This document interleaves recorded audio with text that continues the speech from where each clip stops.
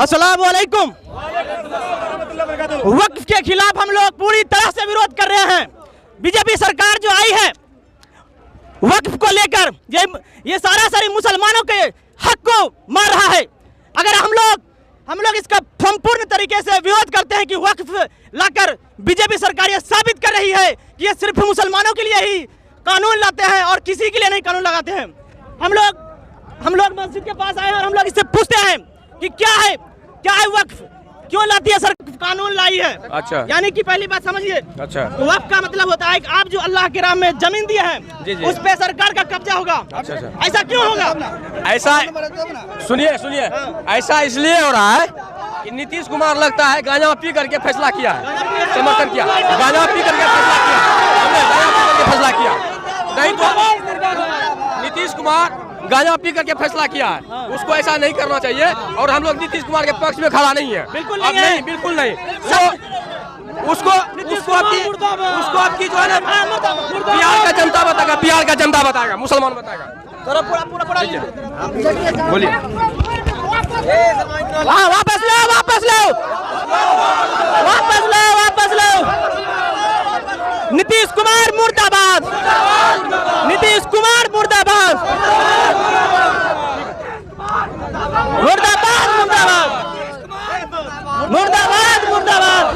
पूर्ण तरीके से हम लोग विरोध कर रहे हैं कि वक्फ बिल जो आया है हम लोग के पूरी तरह से मुसलमानों के विरोध में आया है। क्या बोलते हैं वक्फ के बारे में? बीजेपी सरकार हमेशा हिंदू मुस्लिम करती है, इसके बारे में क्या कहना है? उसको जो है ना सिर्फ हिंदू मुस्लिम का जो है विरोध करता है। जैसे हमारे देश में अंग्रेज आया और वो उसने यही नीति अपनाया कि फूट डालो और शासन करो, वही ये बीजेपी सरकार है।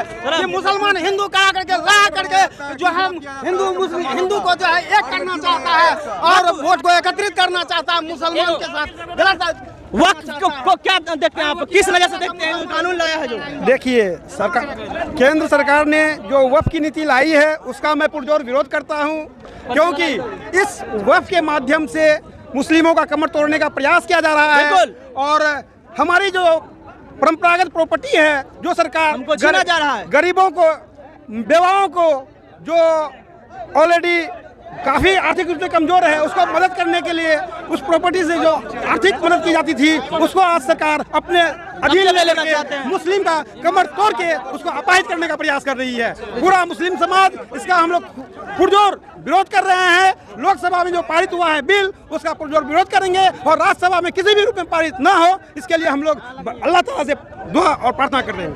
और एक बात बताते हैं, नीतीश कुमार को ये बात हम बताते हैं, सुनिए बात को, सुनिए। नीतीश कुमार जी वापस लो, वापस लो, वापस लो, वापस लो, वापस लो, वापस लो, कानून वापस लो, वापस लो, वापस लो, वापस लो, वापस लो। सरकार मुर्दाबाद, मुर्दाबाद, सरकार मुर्दाबाद, मुर्दाबाद, मुर्दाबाद। कानून वापस लो, वापस लो, वापस लो, कानून वापस लो, वापस लो, वापस लो, मुर्दाबाद, मुर्दाबाद। एक बात याद रखिए नीतीश जी, आप मुसलमानों का वोट लेकर मुसलमानों से धोखा करते हैं।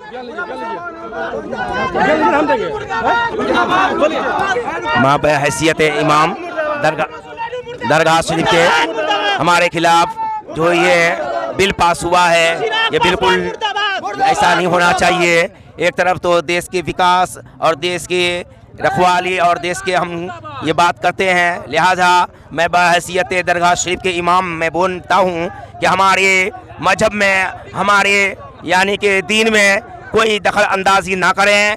आप खुद दीजिए, हमें भी जीने दें। देश के विकास के लिए हम और आप यकताई है, ना हिंदू मुसलमान हमारे दिल में कोई भेदभाव है। हम सब एकजुट हैं, एकजुट रहेंगे और एकजुट होकर के रहना है। लिहाजा एकजुट होकर।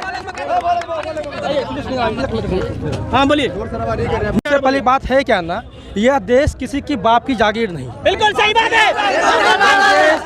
यह देश संविधान से चलती है, संविधान से चलेगी।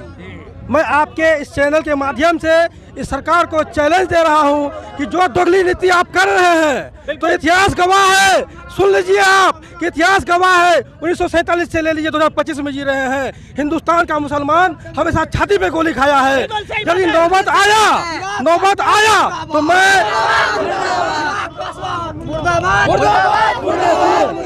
अगर नौबत आई यदि नौबत आई तो संविधान को बचाने के लिए इस देश का मुसलमान एक होके हमेशा छाती पे गोली खाने के लिए तैयार है। अगर जरूरत पड़ी नौबत आई तो छाती पे गोली मारने के लिए भी तैयार है।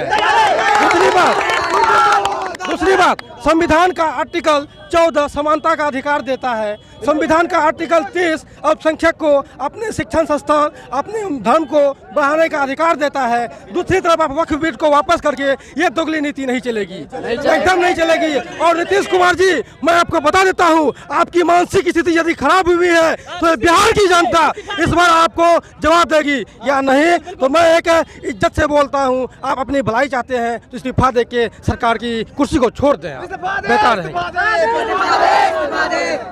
नीतीश कुमार अगर उसको मुस्लिम वोट चाहिए तो ये कानून वापस लेना पड़ेगा, कानून को वापस लेना पड़ेगा, नहीं तो मुस्लिम वोटर कभी भी नीतीश को सपोर्ट नहीं करेंगे।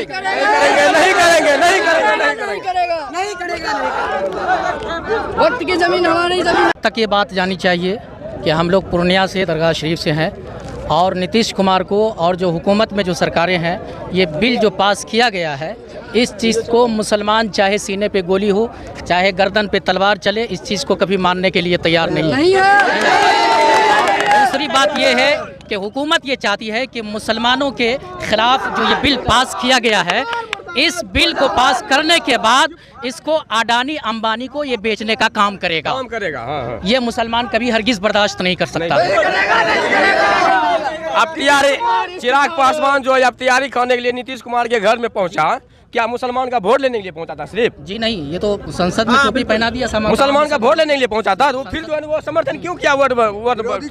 ये दोगलपनी है ना, दोगलपनी है। तो चिराग पासवान जो बरगाह टिक्का लगा करके गया था नीतीश कुमार के आवास पे निमंत्रण पूरने के लिए, क्या वो मुसलमान का वोट लेने गया था?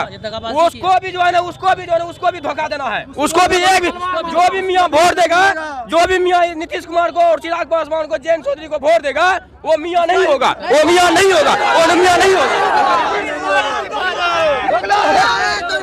तानाशाही नहीं चलेगी, तानाशाही नहीं चलेगी। और किसी को कुछ कहना है? उड़ा लीजिए,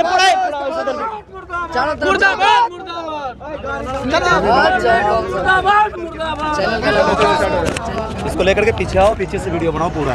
तुम पीछे जाओ, वहाँ से उठाओ पूरा लगा ले। लगा मस्जिद हो लिया बोल जल्दी से, नहीं बोल भूख है ना।